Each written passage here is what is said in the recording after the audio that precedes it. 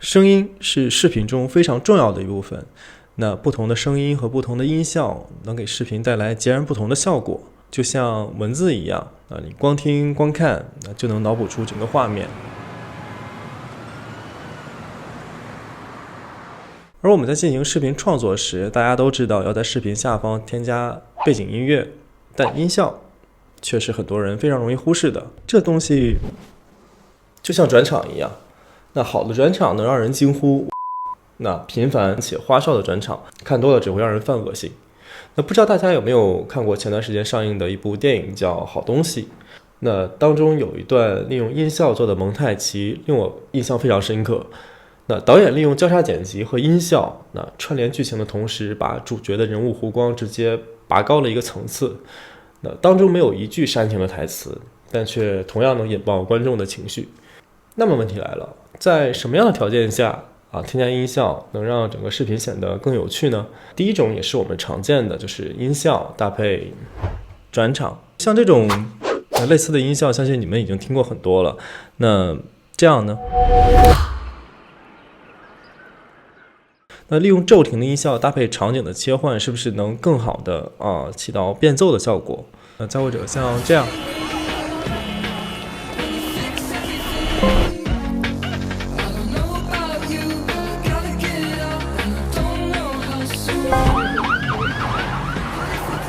对背景音做一些特殊的效果，加一些小音效在里面，会让你的场景切换显得更加的有意思。关于转场，如果小伙伴们感兴趣的话，我之后也会单独出一期视频去展开讲。OK， 那第二种，与其说是音效，那不如称它为环境音。那在日常拍摄中，我们可以用光线去营造氛围和时间，也可以用色彩去表现情绪。那适当的加入环境音，可以让观众更有代入感。比如说像这一部短片，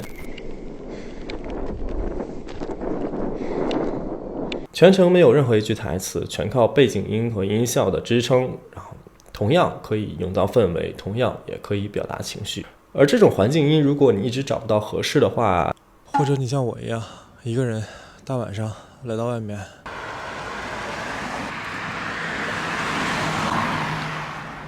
哇哦！